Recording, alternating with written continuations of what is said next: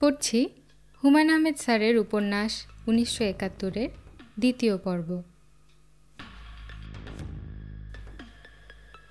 নীল shirt পরা লোকটি বলল, আপনারা দুজন আসেন আমার সঙ্গে।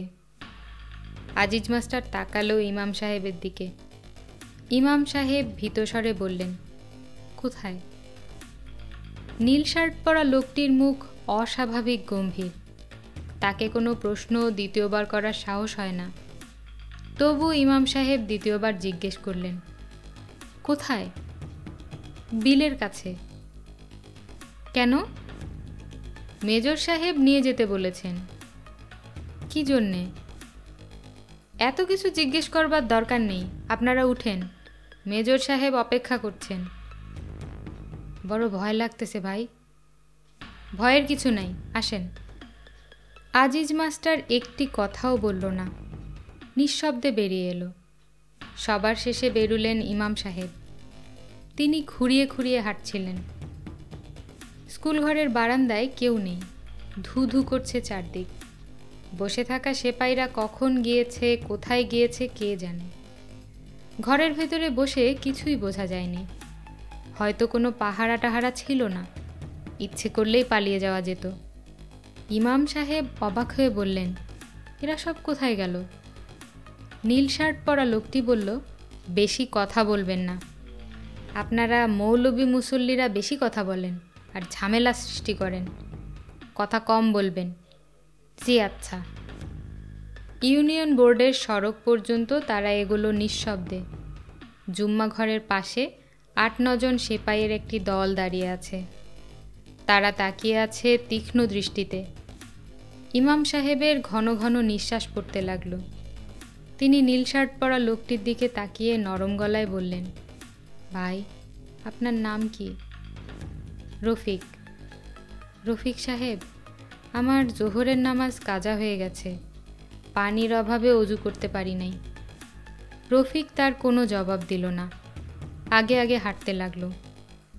কোথাও কোনো মানুষজন নেই।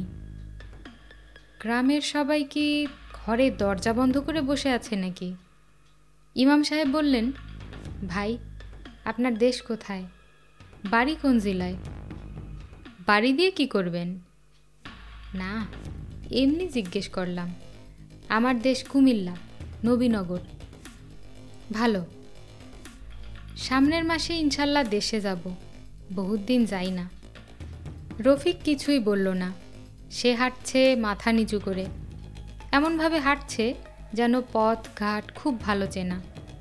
কিন্তু এ লোকটি এই গ্রামে আগে কখনো আসেনি। আজিজ মাস্টার বলল, মেজর সাহেব কেন ডেকেছেন আপনি জানেন? জানি। জানলে আমাদের বলেন। রফিক নিস্পৃহ স্বরে বলল, একটি অপরাধীর বিচার হবে। ওর নাম মনা। সে খুন করেছে। সেই খুন নিয়ে কোনো থানা পুলিশ হয়নি। এক বুড়ি নালিশ করেছে মেজর সাহেবের কাছে। ওই বুড়ির নাম চিত্রা বুড়ি। ইমাম সাহেব বললেন, চিত্রা বুড়ি?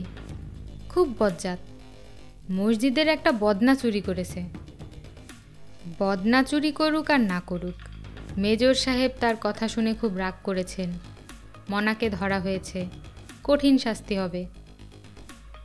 আজিজ মাস্টার ক্ষীণস্বরে বলল, কি শাস্তি? মিলিটারিদের তো আর জেল হাজত নাই যে জেলে ঢুকিয়ে দেবে। ওদের শাস্তি একটাই, ছোট অপরাধের জন্য যে শাস্তি, বড় অপরাধের জন্যও সেই শাস্তি। কি সেটা? বুঝতেই তো পারছেন, আবার জিজ্ঞেস করছেন কেন? ইমাম সাহেব শুকনো গলায় বললেন, আমরা গিয়ে কি করব? আপনারা শাস্তি দেখবেন। শাস্তি দেখব? হ্যাঁ, এর দরকার আছে। কি দরকার?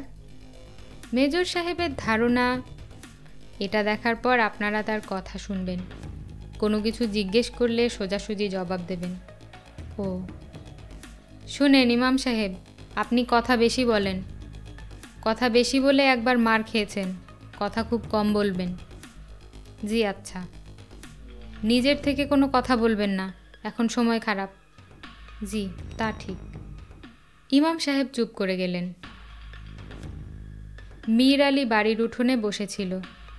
আজ বাড়িতে রান্না হয়নি। খিদের যন্ত্রণায় সে অস্থির হয়ে পড়ল। এই বয়সে খিদে সহ্য হয় না। অনুফাকে কয়েকবার ভাতের কথা বলাও হয়েছে, কিন্তু অনুফা কিছু করছে না। সে ভয়ে অস্থির হয়ে আছে। ভাত রাঁধায় তার মন নেই। ভয় মীরালিরও লাগছে, কিন্তু খিদের কষ্ট বড় কষ্ট। আজিজ মাস্টাররা তার বাড়ির সামনে দিয়ে যাবার সময় সে এক থালা মুড়ি নিয়ে বসেছিল। এই বয়সে মুড়ি চিবোতে কষ্ট হয়, তবু চিবোতে হয়। যা ভাবসাব তাতে মনে হচ্ছে আজ আর রান্না হবে না। পায়ের শব্দে মীরালি চমকে উঠে বলল, ক্যাডা যায়? আমি আজিজ মাস্টার। তোমার সঙ্গে ক্যাডা যায়? আজিজ মাস্টার জবাব দিল না। কথা কও না যে? ও মাস্টার, মাস্টার। রফিক বলল, দাঁড়াবেন না, দেরি হয়ে যাচ্ছে। ও মাস্টার, কে কথা কয়? রফিক শীতল স্বরে বলল, আমার নাম রফিক। চাচা মিয়া, আপনি ঘরের ভেতরে গিয়ে বসেন। মাস্টার, এই লোকটা কে? মিলিটারি? না, আমি মিলিটারি না। আপনার বাড়ি কোন গ্রাম? রফিক তার জবাব দিল না, হাঁটতে শুরু করল। ইমাম সাহেব তাল মিলিয়ে হাঁটতে পারছেন না, ক্রমাগত পিছিয়ে পড়ছেন। তার জন্য দুজনকেই মাঝে মাঝে দাঁড়াতে হচ্ছে। রফিক বলল, হাঁটতে কষ্ট হলে আমার হাত ধরে হাঁটেন। জি না, কোনো কষ্ট নাই। লজ্জার কিছু নাই, আমার হাত ধরে হাঁটেন। শুক্রিয়া। ভাই, আপনার বয়স কত? আমার বয়স দিয়ে কি করবেন? এমনি জিজ্ঞেস করলাম। আপনাকে তো বলেছি বিনা প্রয়োজনে কথা বলবেন না। জি, আচ্ছা। আমার বয়স 30। রফিককে দেখে বয়স আরও বেশি মনে হয়। রোগা এবং লম্বা, ছোট ছোট চোখ। কথা বললে চোখ আরও ছোট হয়ে যায়। মনে হয় লোকটি যেন চোখ বন্ধ করে কথা বলছে। ইমাম সাহেব দোয়া ইউনুস পড়তে লাগলেন। লা ইলাহা ইল্লা আনতা সুবহানাকা ইন্নী কুনতু মিনাজ জালিমিন। মনা কৈবর্ত তার 11 বছরের ভাইকে নিয়ে তেঁতুল গাছের নিচে চুপচাপ বসে আছে। মনার শরীর বিশাল, প্রায় দৈত্যের মতো। তার ভাইটি অসম্ভব রোগা। সে মনার লুঙ্গির এক প্রান্ত শক্ত করে ধরে আছে, তাকাচ্ছে সবার মুখের দিকে, বারবার কেঁপে কেঁপে উঠছে। মনাকে খুব একটা বিচলিত মনে হচ্ছে না। মেজর সাহেব প্রায় 10 গজ দূরে দাঁড়িয়ে সিগারেট টানছেন। তার সঙ্গে একজন নন কমিশনড অফিসার। এরা দুজন নিচু গলায় নিজেদের মধ্যে কথা বলছে। মেজর সাহেব সম্ভবত কোনো রসিকতা করলেন। দুজনেই উঁচু গলায় হাসতে শুরু করলো। মনার ভাইটি চোখ বড় বড় করে তাকালো ওদের দিকে।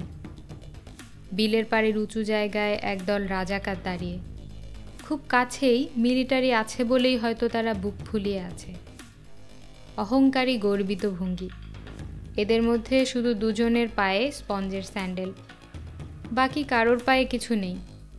এরা নিজেদের মধ্যে গুনগুন করে কথা বলছে, তবে এদের মুখ শুকনো, ভয় পাওয়া চোখ। মেজর সাহেব এগিয়ে এলেন মনার দিকে। মনার ছোট ভাইটি শক্ত হয়ে গেল। মনার সঙ্গে মেজর সাহেবের নিম্নলিখিত কথাবার্তা হলো রফিকের মাধ্যমে। আজিজ মাস্টার ও ইমাম সাহেবকে সরিয়ে দেওয়া হলো।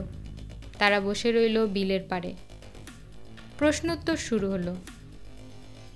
তুমি একটি খুন করেছ।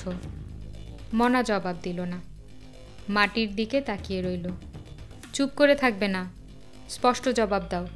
বলো, হ্যাঁ কিংবা না। হ্যাঁ। গুড। স্পষ্ট জবাব আমি পছন্দ করি। এখন বলো, কেন করেছ? বিনা কারণে তো কেউ মানুষ মারে না। হ্যাঁ, আমার পরিবারের সঙ্গে খারাপ কাম করছে। তাই নাকি? যে আজ্ঞে। উত্তেজিত হবার মতোই একটি ব্যাপার। তোমার স্ত্রীকে কি শাস্তি দিয়েছ? মনা মাটির দিকে তাকিয়ে রইল, জবাব দিল না। প্রশ্নের ধারা সে বুঝতে পারছে না। বলো বলো, কুইক, সময় বেশি নেই আমার হাতে। মনা ঘামতে শুরু করেছে। আমার মনে হচ্ছে তুমি কোনো শাস্তি দাওনি। জি না। সে নিশ্চয়ই খুব রূপবতী। মনা চোখ তুলে তাকালো, কিছুই বলল না। বলো, চট করে বলো, সে কি রূপবতী? জি। তাহলে অবশ্যই শাস্তি না দিয়ে ভালোই করেছ। একটি সুন্দরী নারীকে শাস্তি দেওয়ার পেছনে কোনো যুক্তি নেই। তোমার স্ত্রীর নাম কি? মনার চোখে ভয়ের ছায়া পড়ল। মেজর সাহেবের কথাবার্তা কেমন যেন অন্যরকম হয়ে যাচ্ছে। বলো, তোমার স্ত্রীর নাম কি? মনা কিছুই বলল না। রফিক বলল, গ্রামের মানুষরা অপরিচিত মানুষের কাছে স্ত্রীর নাম বলে না। কেন বলে না? আমি জানি না স্যার। তুমি তো অনেক কিছুই জানো, এটা জানো না? আমি অনেক জিনিস জানি না। মেজর সাহেব মনার দিকে আরও কয়েক পা এগোলেন। আঙুল দিয়ে ইশারা করে বললেন, এই ছেলেটি কি হয় তোমার? এ আমার ছোট ভাই। ওর নাম কি? বীরু। মেজর সাহেব তাকালেন বীরুর দিকে। বীরু কুঁকড়ে গেল। মেজর সাহেব শান্ত স্বরে বললেন, বীরু, তুমি লুঙ্গি ধরে টানাটানি করছো কেন? লুঙ্গি ছেড়ে দাও। বীরু লুঙ্গি ছেড়ে দিল না, আরও ঘেঁষে গেল ভাইয়ের দিকে। তার চোখে মুখে ভয়ের ছায়া পড়েছে। শিশুরা অনেক কিছু আগেই বুঝতে পারে, সেও হয়তো পারছে। মনা? জি। তুমি বড় একটা অন্যায় করেছ। কিছুক্ষণের মধ্যেই তার শাস্তি হবে। তোমার কি বলার আছে? মনা তাকিয়ে রইল। তার চোখে পলক পড়ছে না। মেজর সাহেব সিগারেট ধরালেন। অস্থির ভঙ্গিতে দৃঢ়স্বরে বললেন, এই দুজনকে পানিতে দাঁড় করিয়ে দাও। রফিক ইংরেজিতে বলল, এই বাচ্চাটিকেও? হ্যাঁ। স্যার, এর কি কোনো প্রয়োজন আছে? প্রয়োজন আছে, এর প্রয়োজন আছে। আমি নিষ্ঠুরতার একটা নমুনা দেখাতে চাই। স্যার, তার কোনো প্রয়োজন নেই। প্রয়োজন আছে। আজ এই ঘটনাটি ঘটাবার পর মিলিটারির নাম শুনলে ওরা কাপড় নষ্ট করে দেবে। গর্ভবতী মেয়েদের গর্ভপাত হয়ে যাবে। তাতে কি লাভ স্যার? লাভ লোকসান আমার দেখার কথা, তোমার না। আমার সঙ্গে তর্ক করবে না। রফিক চুপ করে গেল। মেজর সাহেব তীক্ষ্ণ স্বরে বললেন, এসব কথা পরবর্তী সময়ে কেউ মনে রাখবে না। অত্যাচারী রাজারা ইতিহাসে বীরশ্রেষ্ঠ হিসেবে সম্মানিত হন। আলেকজান্ডারের নৃশংসতার কথা কি কেউ জানে? সবাই জানে আলেকজান্ডার দি গ্রেট। রফিক কিছুই বলল না। মেজর সাহেব সহজ সুরে বললেন, যা করতে বলা হয়েছে করো। আর শোনো, ওই ইমাম এবং ওই মাস্টার, ওদের দুজনকে খুব কাছাকাছি কোথাও বসিয়ে দাও।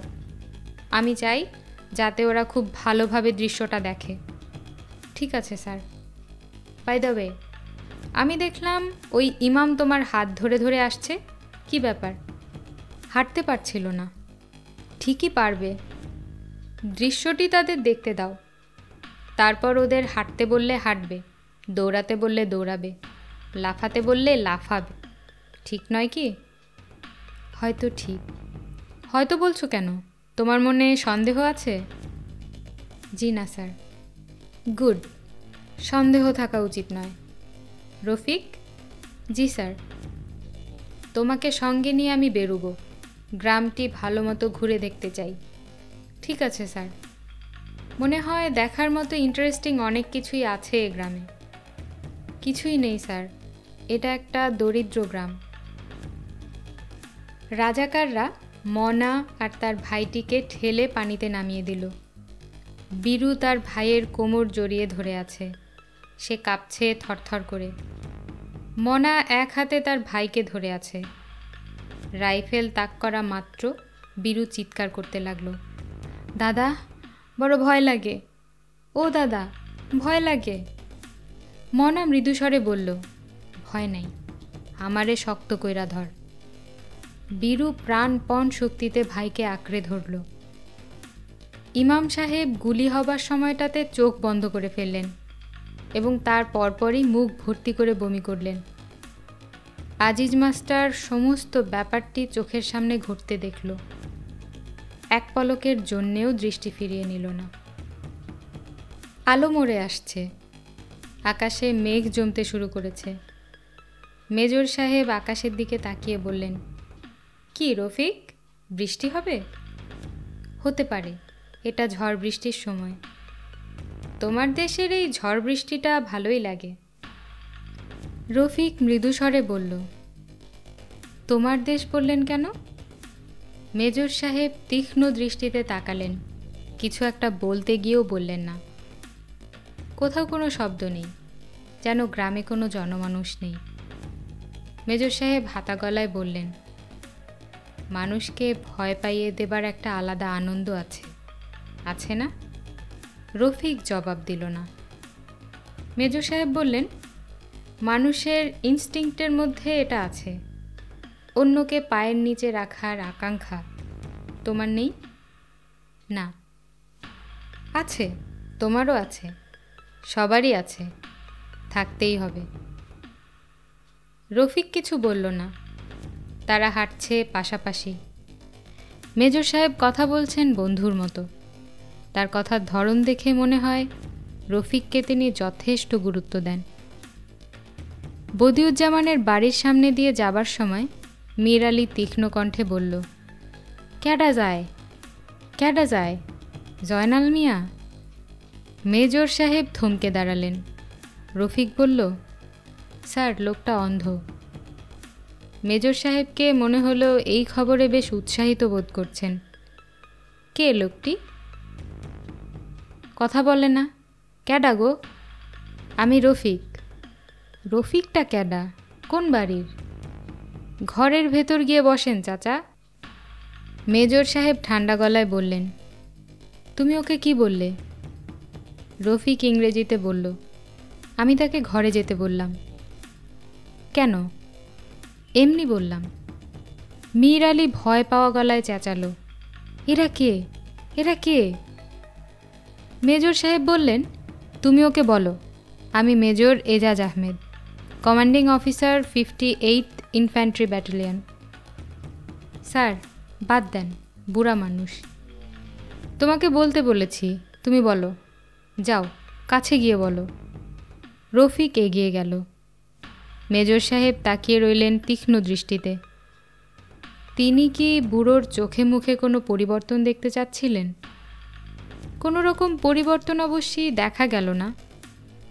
রফিক ফিরে আসতেই মেজর সাহেব বললেন, তুমি এই অন্ধ বুড়োকে বলো মেজর সাহেব আপনাকে সালাম জানাচ্ছেন। রফিক তাকিয়ে রইল।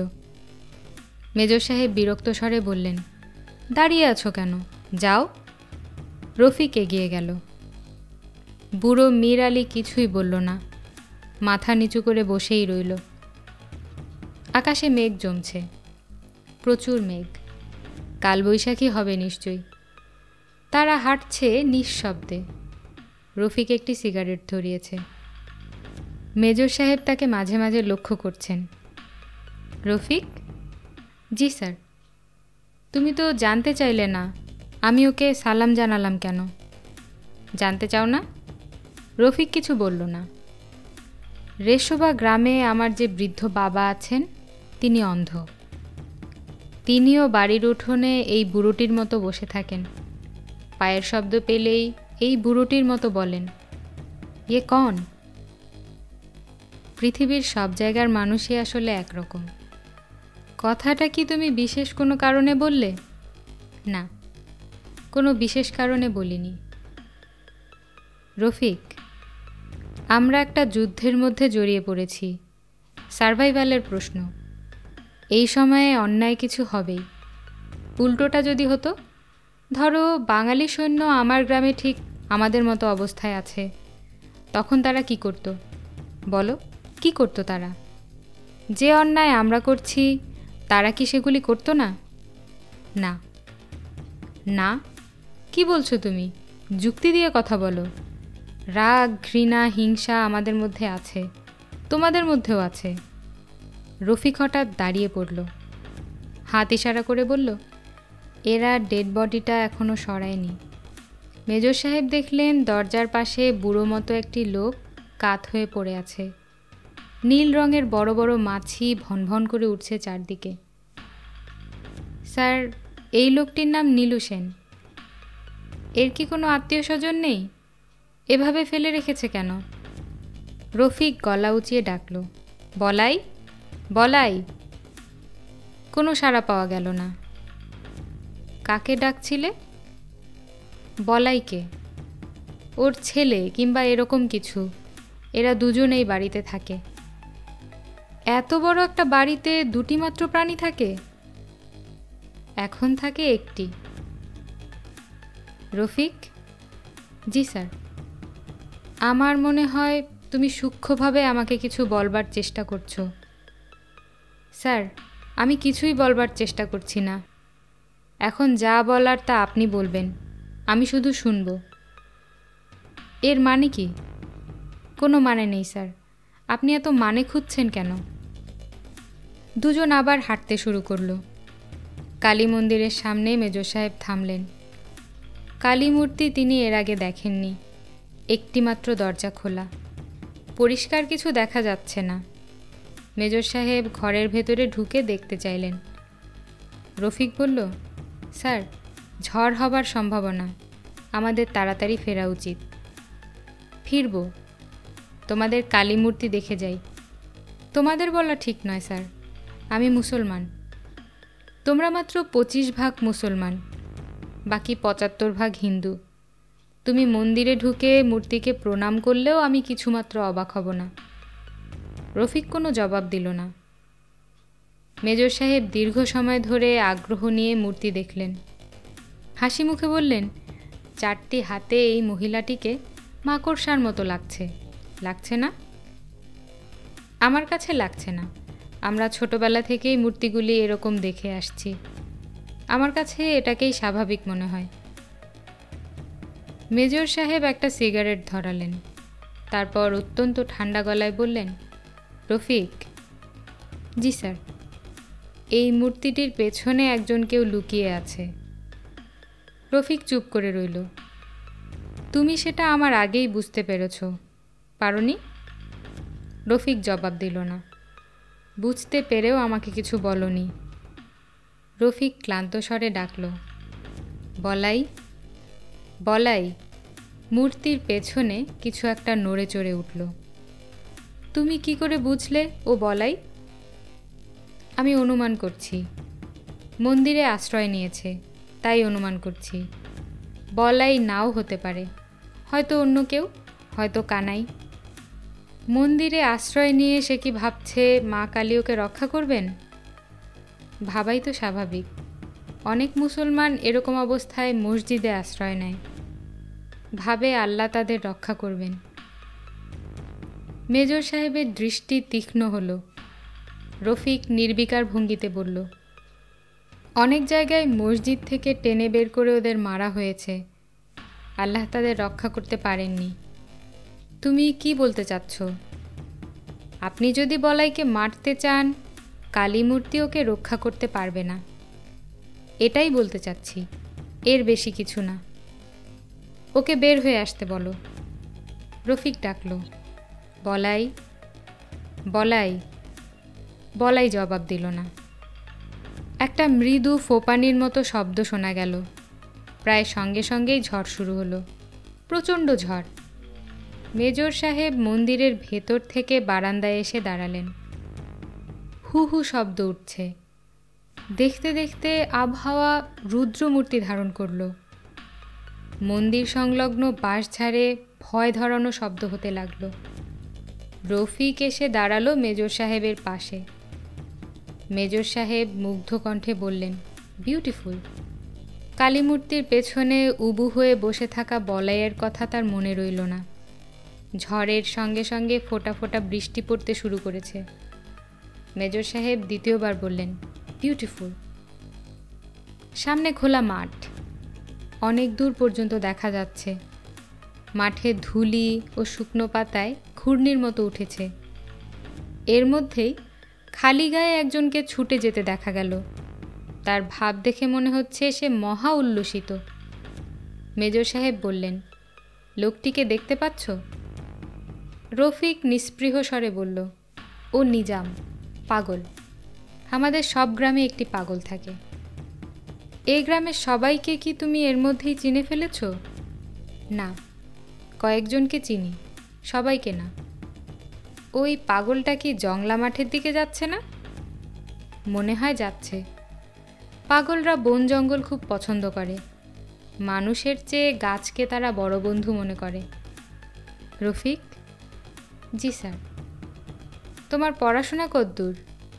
পাশ কোর্সে বিএ পাশ করেছি। মাঝে মাঝে তুমি ফিলোসফারদের মতো কথা বলো। পরিবেশের জন্য এরকম মনে হয়। বিশেষ বিশেষ পরিবেশে সাধারণ কথাও খুব অসাধারণ মনে হয়। তা ঠিক। মেজর সাহেব মাঠের দিকে তাকিয়ে রইলেন। ঝড়ের চাপ ক্রমেই বাড়ছে। মন্দিরের একটা জানালা খুলে গিয়েছে। খট খট শব্দে কানে তালা লেগে যাবার জোগাড়। রফিক বলল, স্যার কি ভেতরে গিয়ে বসবেন? না। পাগল নিজাম সত্যি সত্যি কি বনের ভেতর ঢুকেছে? মেজর সাহেব তাকিয়ে আছেন তীক্ষ্ণ দৃষ্টিতে। তাকে অত্যন্ত চিন্তিত মনে হচ্ছে। কপালে ভাঁজ পড়েছে। রফিক? জি sir. George Bernard Shaw military officer সম্পর্কে কি বলেছেন জানো? জানি না স্যার। তিনি বলেছেন 10 জন মিলিটারি অফিসারের মধ্যে 9 জনই হয় বোকা, বাকি একজন রাম বোকা। জর্জ বার্নার্ড শর রচনা আমাদের সিলেবাসে ছিল না। আমি তার কোনো লেখা পড়িনি। লোকটি রসিক, তবে তার কথা ঠিক নয়। মাঝে মাঝে মিলিটারি অফিসারদের মধ্যেও বুদ্ধিমান লোক থাকে, যেমন আমি, ঠিক না? জি স্যার। আমার কেন জানি মনে হচ্ছে তুমি যাকে পাগল বলছো সে পাগল নয়, সে জংলা মাঠে যাচ্ছে খবর দিতে। নিজাম আলী পাগল, ওর সঙ্গে আমার কথা হয়েছে। কি কথা হয়েছে? পাগলদের সঙ্গে যেরকম কথা হয় সেরকম, বিশেষ কিছু না। বুঝলে কি করে ও পাগল? ও মিলিটারি আসায় অত্যন্ত খুশি হয়েছে, এর থেকেই বুঝেছি। তুমি বলতে চাও মিলিটারি আসাটা কোনো আনন্দের ব্যাপার নয়? জি না স্যার। মেজর সাহেব ভ্রু কুঞ্চিত করে দূরের বনের দিকে তাকালেন। তারপর বললেন, চলো যাই। কোথায়? স্কুলে ফিরে যাই। এই ঝড়ের মধ্যে? হ্যাঁ। মেজর সাহেব মন্দিরের চাতাল থেকে নেমে পড়লেন। ঝড়ে উড়িয়ে নিতে চাচ্ছে, কিন্তু তিনি হাঁটছেন স্বাভাবিকভাবেই। সাপের শীষের মতো শীষ দিচ্ছে বাতাস। জুম্বাঘরের কাছাকাছি আসতেই মুষলধারে বৃষ্টি শুরু হলো।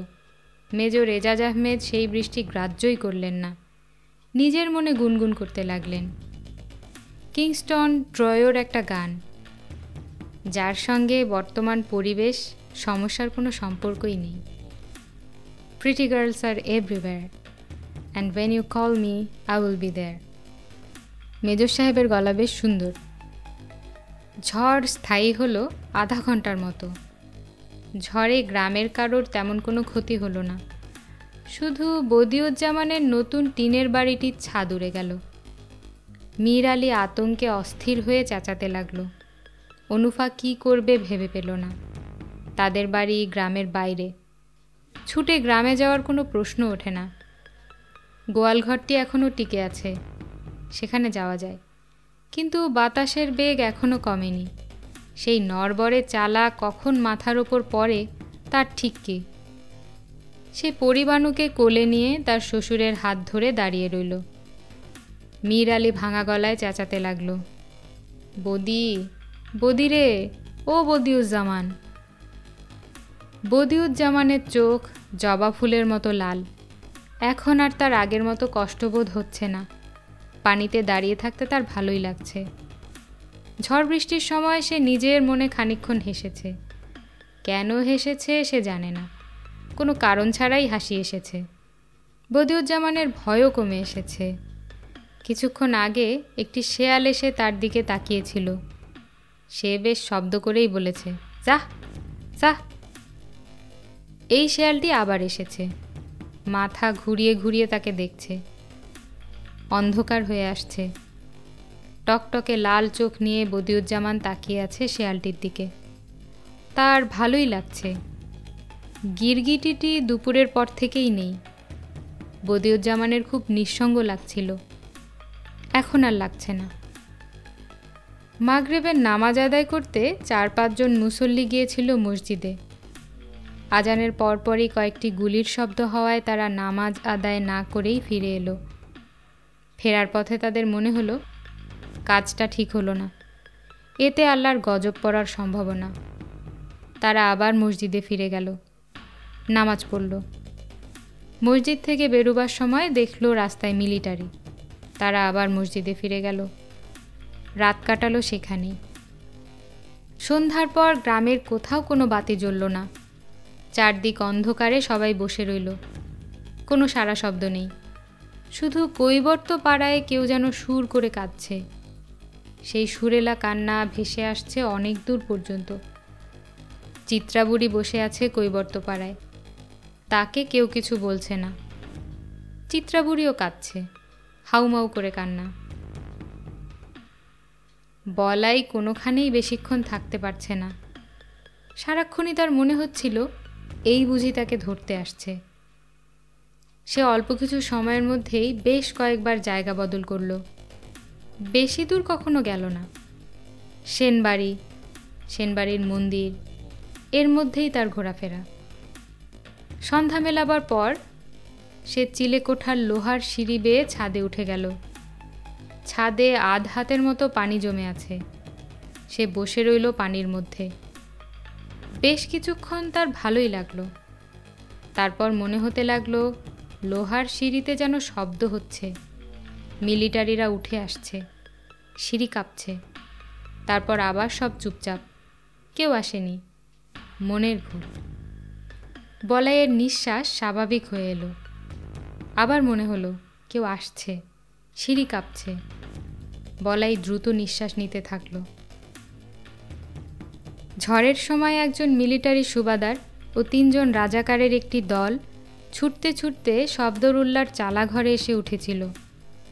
শফদরুল্লাহ বাড়িতে ছিল না। মেয়ে ছেলেদের গ্রাম থেকে দূরে সরিয়ে নেবার কোনো ব্যবস্থা করা যায় কি না এ নিয়ে সে আলাপ করতে গিয়েছিল জয়নাল মিয়ার সঙ্গে। ওরা শফদরুল্লাহর ঘরে ঢুকেই টর্চ টিপল। সেই টর্চের আলো পড়ল জড়সড় হয়ে বসে থাকা শফদরুল্লাহর স্ত্রী ও তার ছোট বোনের মুখে। ছোট বোনটির বয়স 12। মিলিটারি সুবাদার মুগ্ধ কণ্ঠে বলল, এরকম সুন্দর মেয়ে সে কাশ্মীরেই শুধু দেখেছে, বাঙালিদের মধ্যে এরকম সুন্দর দেখেনি। সে খুবই সহজ ভঙ্গিতে এগিয়ে এসে 12 বছরের মেয়েটির বুকে হাত রাখল। ঝড়ের জন্য এই 2 বোনের চিৎকার কেউ শুনতে পেল না। মেয়েদের গ্রামের বাইরে পাঠিয়ে দেবার ব্যাপারে জয়নাল মিয়ার অভিমত হলো, এর কোনো দরকার নাই। হিন্দু মেয়েদের কিছুটা ভয় থাকলেও থাকতে পারে, কিন্তু মুসলমান মেয়েদের কোনো ভয় নাই। জয়নাল মিয়া দৃঢ়স্বরে বলল, মুসলমানের শৈলে এরা হাত দেয় না। এই গ্রামে যে 3টা মানুষ মারা গেছে, এর মধ্যে মুসলমান কেউ আছে? কও তোমরা, আছে? কথা খুবই সত্যি। জয়নাল মিয়া নিচু স্বরে বলল, মুসলমানের সঙ্গে ব্যবহারও খুব বালা। মীর আলী চাচারে মেজর সাহেব সালাম দিছে, বিশ্বাস না হইলে জিগাইয়া আও। এই কথাটিও সত্যি।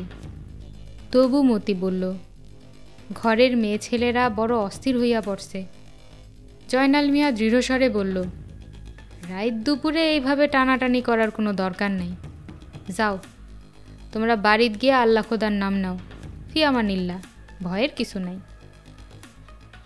যে অল্প কজন এসেছিল তারা ঝড়ের মধ্যেই চলে গেল। ঝড় থামবার পর জয়নাল মিয়ার কাছে খবর এলো মেজর সাহেব তার সঙ্গে দেখা করতে চান। সে যেন দেরি না করে। জয়নাল মিয়া ভীতস্বরে বলল, যাও গিয়া বলো আমি আসতাছি। বাঙালি রাজাকারটি বিরক্ত মুখে বলল, আমার সাথে চলেন, সাথে যাইতে বলছে। শফদরুল্লাহর বাড়ির সামনে এসে জয়নাল মিয়ার মনে হয় ভেতর বাড়িতে মেয়ে ছেলে কাঁদছে। শফদরুল্লাহ উঠানে বসে আছে। জয়নাল মিয়া জিজ্ঞেস করল, কি হয়েছে? শফদরুল্লাহ জবাব দিল না। কান্দে কে? শফদরুল্লাহ সেই প্রশ্নেরও জবাব দিল না। সঙ্গের রাজাকারটি জয়নাল মিয়ার পিঠে ঠেলা দিয়ে বলল, তাড়াতাড়ি হাঁটেন। মেজর সাহেব এক মগ কফি হাতে ঘরে ঢুকলেন। তার সমস্ত গা ভেজা, মাথায় টুপি নেই, ভেজা চুল বেয়ে ফোঁটা ফোঁটা পানি পড়ছে। আজিজ মাস্টার উঠে দাঁড়ালো। ইমাম সাহেব বসেই রইলেন। তার উঠে দাঁড়াবার ক্ষমতা নেই। কিছু সময় পর পর তার বমি হচ্ছে, ঘরময় বমির কটু গন্ধ। রফিক একটা হারিকেন টেবিলের ওপর রেখে চেয়ার এগিয়ে দিল মেজর সাহেবের দিকে। তিনি বসলেন, একটি পা রাখলেন চেয়ারে। গম্ভীর গলায় প্রশ্ন করতে শুরু করলেন। প্রশ্নগুলি ইমাম সাহেবের দিকে। রফিককে প্রতিটি প্রশ্ন ও উত্তর ইংরেজি করে দিতে হচ্ছিল। প্রশ্নোত্তর পর্বের গতি হলো স্লথ, সেজন্য মেজর সাহেবের কোনো ধৈর্যচ্যুতি হলো না। তারপর, ইমাম, ভালো আছো? জি। আমি তো খবর পেলাম ভালো নেই, ক্রমাগত বমি হচ্ছে। জি হুজুর। শাস্তির দৃশ্যটা ভালো লাগেনি? ইমাম সাহেব জবাব দিলেন না, বমির বেগ সামলাবার চেষ্টা করতে লাগলেন। মেজর সাহেবের মুখে ক্ষীণ হাসি দেখা গেল। দৃশ্যটি কি খুব কঠিন ছিল? জি। তুমি নিজে নিশ্চয়ই গরু ছাগল জবাই করো না? জি, করি। তখন খারাপ লাগে না? ইমাম সাহেব একটি ছোট্ট নিঃশ্বাস ফেললেন। মেজর সাহেব কফির মগে দীর্ঘ চুমুক দিয়ে জবাবের প্রতীক্ষা করতে লাগলেন। জবাব পাওয়া গেল না।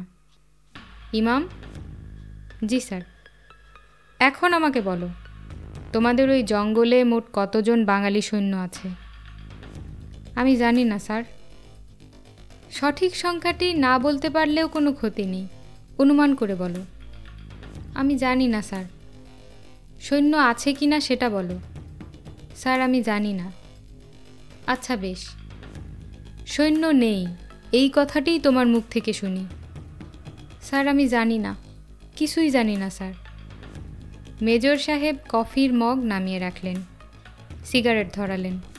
তার কপালের চামড়ায় সূক্ষ্ম ভাঁজ পড়ল। তুমি কখনো ওই বনে যাওনি? জি না স্যার, আমি ধর্মকর্ম নিয়ে থাকি। ধর্মকর্ম নিয়ে থাকো? জি স্যার। মসজিদে লোক হয়? হয় স্যার। সেখানে কি তুমি পাকিস্তানের জন্য দোয়া করো? ইমাম সাহেব চুপ করে গেলেন। মেজর সাহেবের কণ্ঠে অসহিষ্ণুতা ধরা পড়ল।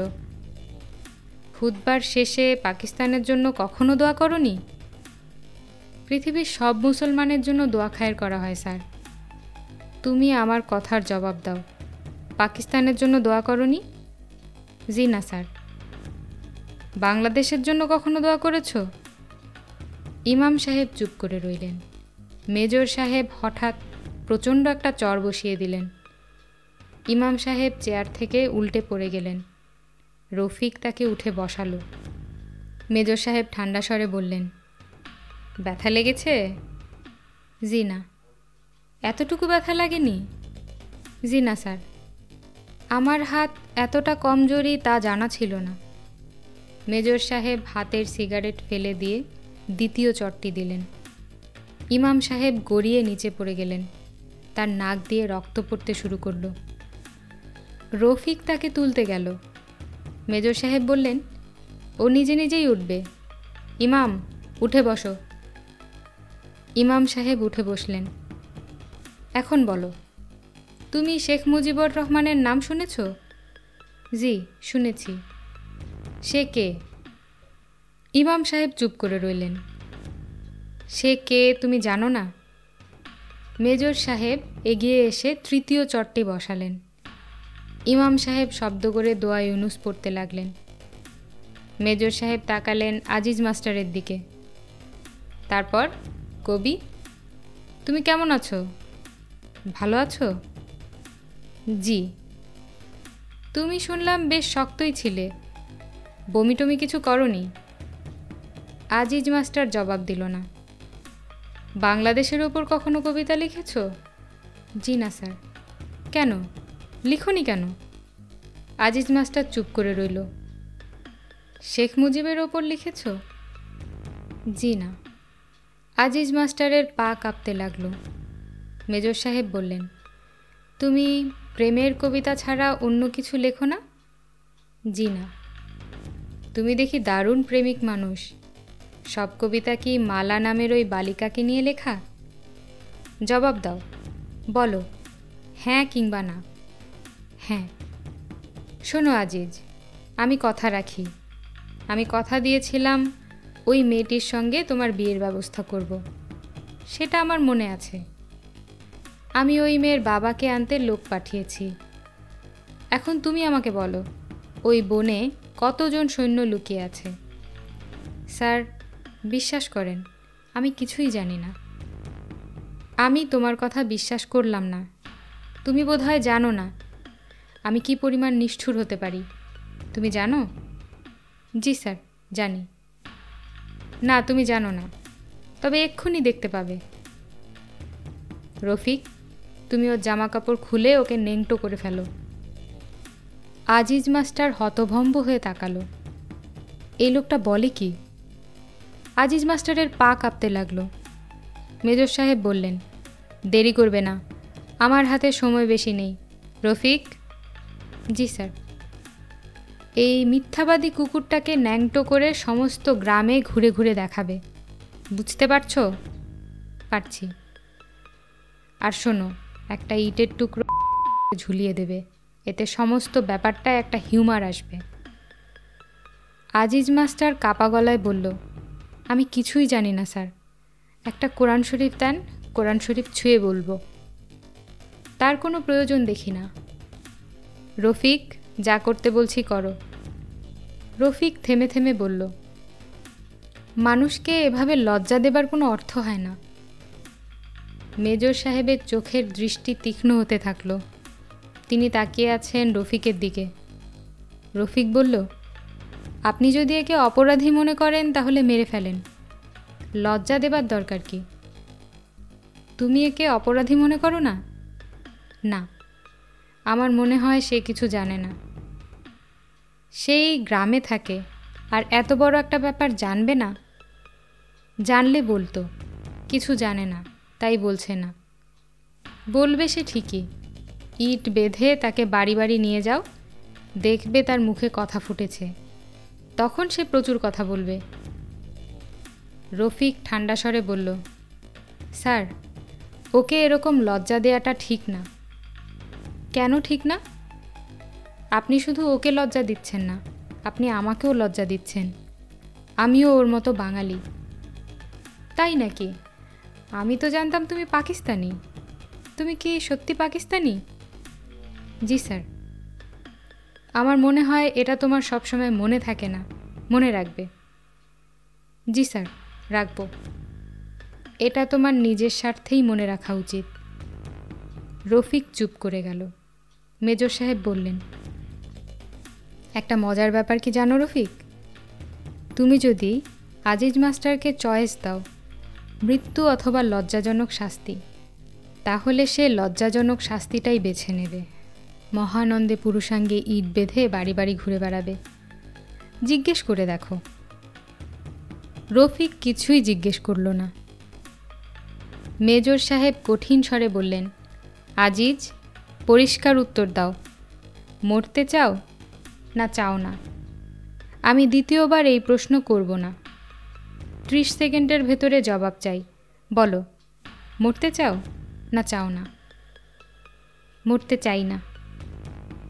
মেজর সাহেব হাসি মুখে বললেন, বেশ, তাহলে কাপড় খুলে ফেলো। তোমাকে ঠিক 1 মিনিট সময় দেয়া হলো তার জন্য। আজিজ মাস্টার কাপড় খুলতে শুরু করলো। রফিক, আমার কথা বিশ্বাস হলো? হলো। বাঙালিদের মান অপমান বলে কিছু নেই। একটা কুকুরেরও আত্মসম্মান জ্ঞান থাকে, এদের তাও নেই। আমি যদি ওকে বলি যাও, ওই ইমামের পশ্চাৎ দেশ চেটে আসো, ও তাই করবে। রফিক মৃদুস্বরে বলল, মৃত্যুর মুখোমুখি দাঁড়ালে অনেকেই এরকম করবে। তুমি করবে? জানি না, করতেও পারি। মৃত্যু একটা ভয়াবহ ব্যাপার। মৃত্যুর সামনে দাঁড়িয়ে কে কী করবে তা আগে থেকে বলা সম্ভব নয়। তাই বুঝি? জি স্যার, আপনার মতো একজন সাহসী মানুষও দেখা যাবে কাপুরুষের মতো কাণ্ডকারখানা করছে। মেজর সাহেব ঘর ছেড়ে বেরিয়ে এলেন এবং তারও মিনিট খানেক পর জয়নাল মিয়াকে সেই ঘরে ঢুকিয়ে দেয়া হলো। আজিজ মাস্টার দু হাতে তার লজ্জা ঢাকতে চেষ্টা করল। ইমাম সাহেব বেশ স্বাভাবিক গলায় বললেন, জয়নাল মিয়া ভালো আছেন? জয়নাল কিছু একটা বলতে চেষ্টা করল, বলতে পারল না। আজিজ মাস্টারের মতো একজন বয়স্ক মানুষ সম্পূর্ণ নগ্ন অবস্থায় দাঁড়িয়ে আছে, এটি এখনও সে বিশ্বাস করতে পারছে না। ইমাম সাহেব বললেন, বড় খারাপ সময় জয়নাল সাহেব, আল্লাহ খোদার নাম নেন। জয়নাল মিয়া আবারও কিছু বলতে চেষ্টা করল, বলতে পারল না, কথা আটকে গেল। রফিক শান্ত স্বরে বলল, জয়নাল সাহেব আপনি বসেন। স্যার যা যা জিজ্ঞেস করবেন তার সত্যি জবাব দেবেন, বুঝতেই পারছেন। জয়নাল মিয়া মাটিতে বসে পড়ল। ইমাম সাহেব বললেন, চেয়ারে বসেন, মাটিতে প্রস্রাব আছে, নাপাক জায়গা। মেঘ নেই, আকাশে তারা ফুটতে শুরু করেছে। রাত প্রায় 8টা, কিন্তু মনে হচ্ছে নিশুতি। হাওয়া থেমে গেছে, গাছের একটি পাতাও নড়ছে না। সফদরুল্লাহ একটা দা হাতে মাঠে নেমে পড়ল। সে দুজনকে খুঁজছে। একজন তাল গাছের মতো লম্বা, গোঁফ আছে। অন্যজন বাঙালি, তার মুখে বসন্তের দাগ। সফদরুল্লাহ কোনো রকম শব্দ না করে হাঁটছে। ঘুটঘুটে অন্ধকার, তাতে তার কোনো অসুবিধা হচ্ছে না। সে যেভাবে হাঁটছে তাতে মনে হয় অন্ধকারেও দেখতে পাচ্ছে। কোনো কোনো সময়ে মানুষের ইন্দ্রিয় অস্বাভাবিক তীক্ষ্ণ হয়ে ওঠে। সে প্রথমে গেল বিলের দিকে। কেউ নেই সেখানে। বেশ কিছু কাটা ডাব পড়ে আছে চারদিকে। সফদরুল্লাহ দীর্ঘ সময় বিলের পাড়ে দা হাতে বসে রইল। বাতাস নেই কোথাও, তবু বিলের পানিতে ছলাৎ ছলাৎ শব্দ হচ্ছে। ওরা আবার হয়তো আসবে, পানিতে দাঁড় করিয়ে আরও মানুষ মারবে। সফদরুল্লাহর মনে হলো কেউ একজন যেন এদিকে আসছে। সে শক্ত করে দাটি ধরে চেঁচিয়ে বলল, ক্যাডা? আমি নিজাম, আপনি কি করেন? কিছু করি না। অন্ধকারে বইয়া আছেন কেন? সফদরুল্লাহ ফুপিয়ে উঠল। নিজাম বলল, সব মিলিটারি জমা হইতেছে জংলা মাঠে, দেখবেন? সফদরুল্লাহ সঙ্গে সঙ্গে উঠে দাঁড়ালো। হাতে দাও কেন? আছে, কাম আছে, দাওয়ের কাম আছে। কৈবর্তপাড়া খালি হয়ে যাচ্ছে। এরা সরে পড়ছে নিঃশব্দে। এদের অভ্যাস আছে, অতি দ্রুত সব কিছু গুছিয়ে সরে পড়তে পারে। অন্ধকারে এরা কাজ করে। ওদের শিশুরা চোখ বড় বড় করে দেখে, হইচই করে না, কিছুই করে না। মেয়েরা জিনিসপত্র নৌকায় তুলতে থাকে। কোনো জিনিসই বাদ পড়ে না। হাঁস, মুরগি, ছাগল সবই ওঠানো হয়। এরা কাজ করে নিঃশব্দে। প্রবীণরা হুঁকো হাতে বেশ অনেকটা দূরে বসে থাকে। তাদের ভাবভঙ্গি দেখে মনে হয় কি হচ্ছে না হচ্ছে এরা কিছুই জানে না। এরা ঝিমুতে থাকে। ঝিমুতে ঝিমুতেই চারদিকে লক্ষ্য রাখে। বুড়ো বয়সেও এদের দৃষ্টি তীক্ষ্ণ। মীর আলী খুন খুন করে কাঁদে। ভাতের জন্য কাঁদে। বদিউজ্জামান বাড়ি ফেরেনি। সে না ফেরা পর্যন্ত অনুফা ভাত চড়াবে না। ঘরে চাল ডাল সবই আছে। 4টা চাল ফোটাতে এমন কি ঝামেলা মীর আলী বুঝতে পারে না। অনেক রকম ঝামেলা আছে ঠিকই, মাথার ওপর টিনের ছাদ নেই, গ্রামে মিলিটারি মানুষ মারছে, তাই বলে মানুষের ক্ষুধা তৃষ্ণা তো চলে যায়নি। পরিবারও বিরক্ত করছে না, ঘুমাচ্ছে, অসুবিধা তো কিছু নেই। মীর আলী মৃদুস্বরে বলল, বউ, সাইডটা ভাত রাইন্দা ফেলো। অনুফা তীব্র স্বরে বলল, আপনি মানুষ না আর কিছু, মীরালি অবাক হয়ে বলে, আমি কি করলাম? 15-20 জন সেপাই বসে আছে স্কুলের বারান্দায়। এরাও ক্ষুধার্ত। সমস্ত দিন কোনো খাওয়া হয়নি।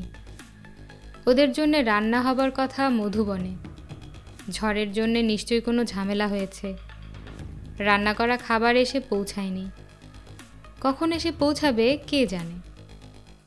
এরা সবাই দেয়ালে ঠেস দিয়ে শ্রান্ত ভঙ্গিতে বসে আছে। কয়েকজন স্পষ্টতই ঘুমাচ্ছে। কিছু বাঙালি রাজাকার ওদের সঙ্গে গল্প জমাবার চেষ্টা করছে। গল্প জমছে না। ওরা হাল ছাড়ছে না। ওস্তাদজি ওস্তাদজি বলেই যাচ্ছে। বদিউজ্জামানের মনে হলো জ্বর এসেছে। সে নিশ্চিত হতে পারছে না। মাথায় হাত দিলে কোনো উত্তাপ পাওয়া যায় না, কিন্তু তার কান ঝাঝা করছে। কিছুক্ষণ আগেও তার শীত করছিল, এখন আর করছে না। খুব খুব করে কে যেন কাশল, নাকি সে নিজেই কাশছে। নিজামের মতো তারও কি মাথা খারাপ হয়ে যাচ্ছে? একবার মনে হলো শীতল ও লম্বা একটা কি যেন তার শার্টের ভেতরে ঢুকে গেছে। সে প্রায় চিৎকার করে উঠতে যাচ্ছিল, কিন্তু চিৎকার করল না। মনের ভুল, শার্টের ভেতর কিছুই নেই। বদিউজ্জামানের মনে হলো সে যেন অনেকের কথাবার্তা শুনতে পাচ্ছে। কথাবার্তা বলতে বলতে কারা যেন এগিয়ে আসছে। এটাও কি মনের ভুল? বদিউজ্জামান উৎকর্ণ হয়ে অপেক্ষা করতে লাগলো। সে ঠিক করে রাখল, মিলিটারিরা তাকে মেরে ফেললে সে বলবে, ভাইয়েরা কেমন আছেন? বড় মজার ব্যাপার হবে। বদিউজ্জামান নিজের মনে খুব খুব করে হাসতে লাগলো। বাঁ দিকে 4টা সবুজ চোখ তাকিয়ে আছে তার দিকে। শেয়াল। দিনে যে শেয়ালটা তাকে দেখে গিয়েছিল সে নিশ্চয়ই তার স্ত্রীকে ডেকে নিয়ে এসেছে। ভাবতে বেশ মজা লাগলো বদিউজ্জামানের। সে আবার হাসতে শুরু করলো। এবার আর নিজের মনে হাসা নয়, শব্দ করে হাসা। রফিক বাইরে এসে দেখল মেজর সাহেব স্কুল ঘরের শেষ প্রান্তের বারান্দায় একাকী দাঁড়িয়ে আছেন। রফিককে দেখে তিনি কিছুই বললেন না। রফিক বারান্দায় নেমে গেল, অপেক্ষা করলো খানিকক্ষণ। তারপর হাঁটতে শুরু করলো গেটের দিকে। মেজর সাহেব ভারী গলায় ডাকলেন, রফিক। রফিক ফিরে এলো। কোথায় যাচ্ছিলে? তেমন কোথাও না। তোমাকে একটা কথা বলার প্রয়োজন মনে করছি। বলুন। তুমি কি জানো আমি তোমাকে বিশ্বাস করি না? জানি। কখন থেকে অবিশ্বাস করতে শুরু করেছি জানো? শুরু থেকেই। কোনো বাঙালিকেই আপনি বিশ্বাস করেন না। তা ঠিক। যারা বিশ্বাস করেছে সবাই মারা পড়েছে। আমার বন্ধু মেজর বখতিয়ার বিশ্বাস করেছিল। ওরা তাকে ধরে নিয়ে গিয়েছে। মেজর বখতিয়ার বিশ্বাস করেছিল কি করেনি সেটা আপনি জানেন না, অনুমান করছেন। হ্যাঁ, তাও ঠিক, আমি জানি না। মেজর সাহেব হঠাৎ প্রসঙ্গ পাল্টে ফেলে জিজ্ঞেস করলেন, তুমি কি ওই মাস্টারটির বিষের সঙ্গে ইট ঝুলিয়ে দিয়েছ?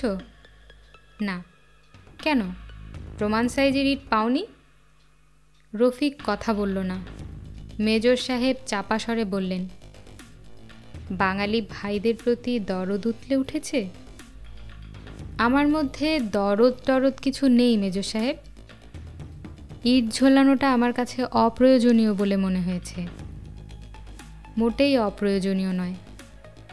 আমি ইট বাঁধা অবস্থায় ওকে ওর প্রেমিকার কাছে নিয়ে যাব এবং ওকে বলবো সেই প্রেমের কবিতাটি আবৃত্তি করতে। কেন? রফিক। জি স্যার। তুমি আমাকে প্রশ্ন করার দুঃসাহস কোথায় পেলে? আপনি একজন সাহসী মানুষ। সাহসী মানুষের সঙ্গে থেকে থেকে আমিও সাহসী হয়ে উঠছি। I C. এবং স্যার, আপনি একবার আমাকে বলেছিলেন আমার মনে কোনো প্রশ্ন থাকলে তা বলে ফেলতে। বলেছিলাম? জি স্যার। সেই প্রিভিলেজ এখন আর তোমাকে দিতে চাই না।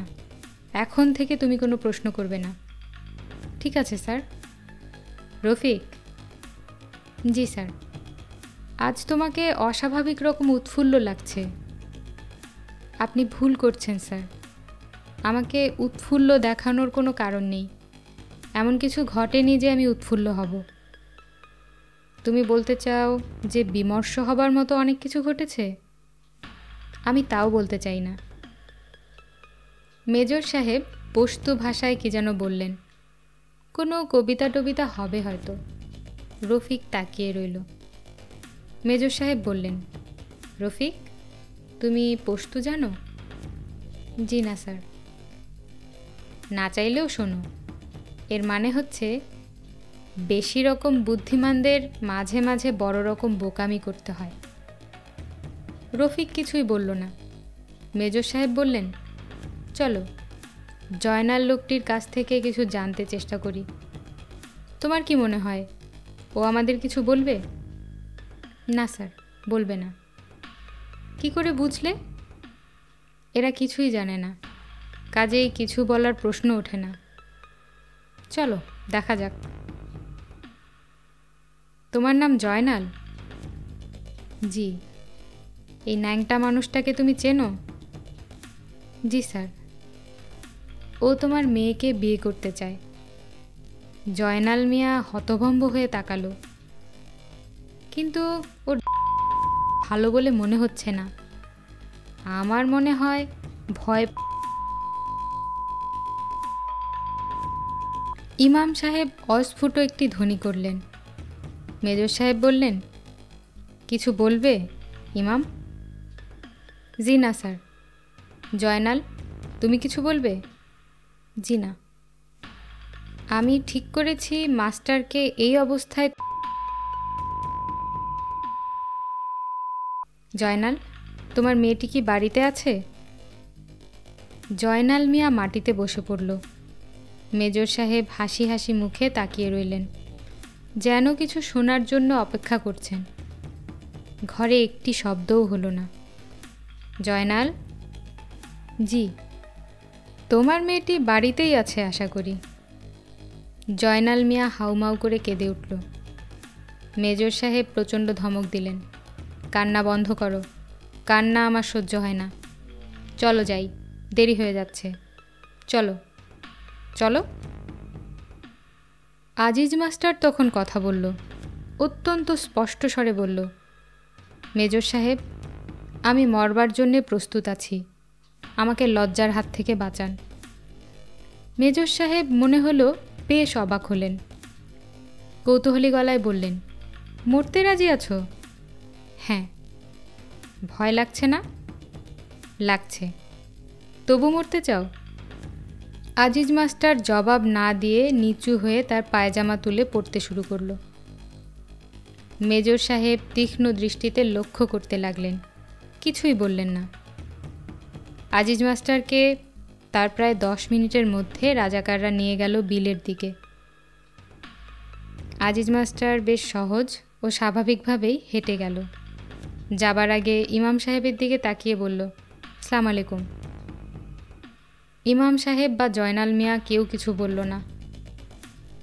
আজিজ মাস্টার চলে যাবার পর দীর্ঘ সময় কেউ কোনো কথা বলল না। মেজর সাহেব গম্ভীর মুখে সিগারেট টানতে লাগলেন। জয়নাল মিয়া কাঁপতে লাগলো, থরথর করে। কিছুক্ষণের মধ্যেই স্কুল ঘরের পেছনে কয়েকটি গুলির শব্দ হলো। ইমাম সাহেব ক্রমাগত দোয়া ইউনুস পড়তে লাগলেন। মেজর সাহেব বললেন, জয়নাল, তুমি আমার প্রশ্নের ঠিক ঠিক জবাব দাও, আমাকে রাগিও না। বলো, মোট কতজন সৈন্য লুকিয়ে আছে তোমাদের জংলা মাঠে? মনে রাখবে, আমি একই প্রশ্ন দুবার করব না। বলো, কতজন? প্রায় 100। ইমাম সাহেব চোখ বড় বড় করে তাকালেন। রফিক অন্যদিকে তাকিয়ে রইল। মেজর সাহেব সিগারেট ধরালেন। সিগারেট ধরাতে গিয়ে তার হাত কাঁপতে লাগলো। এরা কবে এসেছে এই বনে? পরশু। এই গ্রাম থেকে তোমরা কবার খাবার পাঠিয়েছ? 3 বার। আজিজ মাস্টার এবং ইমাম এরা এই খবর জানে? জি না, এরা বিদেশি মানুষ। এদের কেউ বলে নাই। ওই সৈন্যরা এখান থেকে কোথায় যাবে জানো? জি না। কেউ জানে? জি না। ওদের মধ্যে কতজন অফিসার আছে? আমি জানি না। ওদের সঙ্গে গোলা বারুদ কী পরিমাণ আছে? জানি না স্যার। ওদের মধ্যে আহত কেউ আছে? আছে। কতজন? 6-7 জন। ওরাও বনেই আছে? জি না। ওরা কোথায়? কৈবর্ত পাড়ায়, জেলে পাড়ায়। বনে খাবার নিয়ে কারা যেত? কৈবর্তরা। মেজর সাহেব থামলেন। জয়নাল মিয়া মাটিতে বসে হাঁপাতে লাগল। রফিক এখনও জানালার দিকে তাকিয়ে আছে। মেজর সাহেব বললেন, ঠিক আছে, তুমি যাও। জি স্যার। তুমি যাও, তোমাকে যেতে বললাম। জয়নাল মিয়া নড়ল না, উবু হয়ে বসে রইল। মেজর সাহেব বললেন, নাকি যেতে চাও না? যেতে চাই। তাহলে যাও, দৌড়াও। আমি মত বদলে ফেলবার আগেই দৌড়াও। জয়নাল মিয়া উঠে দাঁড়ালো, নিচু হয়ে বলল, স্যার সালাম আলাইকুম। মেজর সাহেব বললেন, ইমাম তুমিও যাও। ইমাম সাহেব নিজের কানকে বিশ্বাস করতে পারছেন না। যাও যাও, চলে যাও, কুইক। ওরা ঘর থেকে বেরোলো, স্কুল গেট পার হয়েই ছুটতে শুরু করলো। মেজর সাহেব জানালা দিয়ে অন্ধকারের দিকে তাকিয়ে রইলেন। তার মুখ অত্যন্ত গম্ভীর। রফিক? জি স্যার। জয়নাল কি সত্যি কথা বলল? মনে হয় না স্যার। প্রাণ বাঁচানোর জন্যে অনেক সময় এ জাতীয় কথা বলা হয়। কিন্তু আমি জানি ও সত্যি কথাই বলেছে। রফিক চুপ করে রইল। এবং আমার মনে হচ্ছে তুমিও তা জানো। রফিক তাকালো জানালার দিকে। বাইরে ঘন অন্ধকার। আমার মনে হয় তুমি আরও অনেক কিছুই জানো। আমি তেমন কিছু জানি না। তুমি শুধু বলো, তোমাদের সৈন্যরা এখনো কি বনে লুকিয়ে আছে? আমি কি করে জানব? তুমি অনেক কিছুই জানো। আমি কৈবর্তপাড়ায় তল্লাশি করতে চেয়েছিলাম, তুমি বলেছিলে প্রয়োজন নেই। আমার ভুল হয়েছিল, সবাই ভুল করে। ঝড়ের সময় একটা পাগল ছুটে গেল বনের ভেতর, যায়নি? হ্যাঁ। ওকে বনের ভেতর যেতে দেখে তুমি উল্লসিত হয়ে উঠলে। রফিক একটা নিঃশ্বাস ফেলল। বলো, তুমি উল্লসিত হওনি? ভুল দেখেছেন স্যার। আমার ধারণা ওই পাগলটি বনে খবর নিয়ে গেছে এবং সবাই পালিয়েছে ঝড়ের সময়। মেজর সাহেব উঠে দাঁড়ালেন, কঠিন কণ্ঠে বললেন, চলো আমার সঙ্গে। কোথায়? বুঝতে পারছো না কোথায়? তুমি তো বুদ্ধিমান, তোমার তো বুঝতে পারা উচিত। বলো, বুঝতে পারছো? পারছি। ভয় লাগছে? না। ওরা কি ঝড়ের সময় পালিয়েছে? হ্যাঁ, এতক্ষণে ওরা অনেক দূর চলে গেছে। খুব তাড়াতাড়ি মধুবনের দিকে গেলে হয়তো এখনও ওদের ধরা যাবে। তুমি আবার আমাকে কনফিউজ করতে চেষ্টা করছো। এরা হয়তো বনেই বসে আছে। রফিক মৃদু হাসল। বলো, ওরা কি বনে বসে আছে? হয়তো আছে, গভীর রাতে বের হয়ে আসবে। ঠিক করে বলো। আপনি এখন আমার কোনো কথাই বিশ্বাস করবেন না, কাজেই কেন শুধু শুধু প্রশ্ন করছেন? কৈবর্তপাড়ায় দাউ দাউ করে আগুন জ্বলছে। চিত্রা বুড়ি অবাক হয়ে আগুন দেখছে। রাজাকাররা ছোটাছুটি করছে। তাদের ছোটাছুটি দেখে মনে হয় খুব উৎসাহ বোধ করছে। আগুন জ্বালানোর জন্য তাদের যথেষ্ট খাটাখাটনি করতে হচ্ছে। ভেজা ঘরবাড়ি, আগুন সহজে ধরতে চায় না। মীর আলী বারান্দায় দাঁড়িয়ে আগুন আগুন বলে চিৎকার করছে। সে চোখে দেখতে পায় না, কিন্তু আগুন দেখতে পাচ্ছে। গ্রামের মানুষজন সব বেরিয়ে আসছে ঘর থেকে। মেজর এজাজ আহমেদ পাড়ে দাঁড়িয়ে আছেন। তার পাশে ডান দিকে চাইনিজ রাইফেল হাতে দুজন জোয়ান এসে দাঁড়িয়েছে। রফিক নেমেছে বিলে। বিলের পানি অসম্ভব ঠান্ডা। রফিক পানি কেটে এগোচ্ছে। কি যেন ঠেকলো হাতে। মনার ছোট ভাই বীরু উপুর হয়ে ভাসছে, যেন ভয় পেয়ে কাছে এগিয়ে আসতে চায়। রফিক পরম স্নেহে বীরুর গায়ে হাত রেখে বলল, ভয় নাই, ভয়ের কিছু নাই। পাড়ে বসে থাকা মেজর সাহেব বললেন, কার সঙ্গে কথা বলছো রফিক? নিজের সঙ্গে। কি বলছো নিজেকে? সাহস দিচ্ছি, আমি মানুষটা ভীতু। রফিক বলুন, ওরা কি বন ছেড়ে চলে গেছে? সত্যি করে বলো। রফিক বেশ শব্দ করেই হেসে উঠল। আচমকা হাসির শব্দে মেজর সাহেব চমকে উঠলেন। কৈবর্তপাড়ায় আগুন ছড়িয়ে পড়ছে, আলো হয়ে উঠছে চারদিক। রফিককে পরিষ্কার দেখা যাচ্ছে এবার। ছোটোখাটো অসহায় একটা মানুষ বুক পানিতে দাঁড়িয়ে আছে। মেজর সাহেব বললেন, রফিক, তুমি কি বেঁচে থাকতে চাও? রফিক শান্ত স্বরে বলল, চাই মেজর সাহেব, সবাই বেঁচে থাকতে চায়। আপনি নিজেও চান, চান না? মেজর সাহেব চুপ করে রইলেন।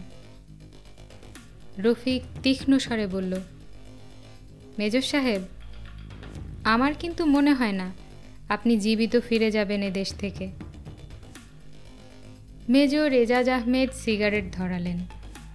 কৈবর্তপাড়ার আগুনের দিকে তাকালেন। পশতু ভাষায় সঙ্গের জোয়ান দুটিকে কি যেন বললেন। গুলির নির্দেশ হয়তো। রফিক বুঝতে পারল না, সে পশতু জানে না। হ্যাঁ, গুলির নির্দেশই হবে। সৈন্য দুটি বন্দুক তুলছে। রফিক অপেক্ষা করতে লাগল।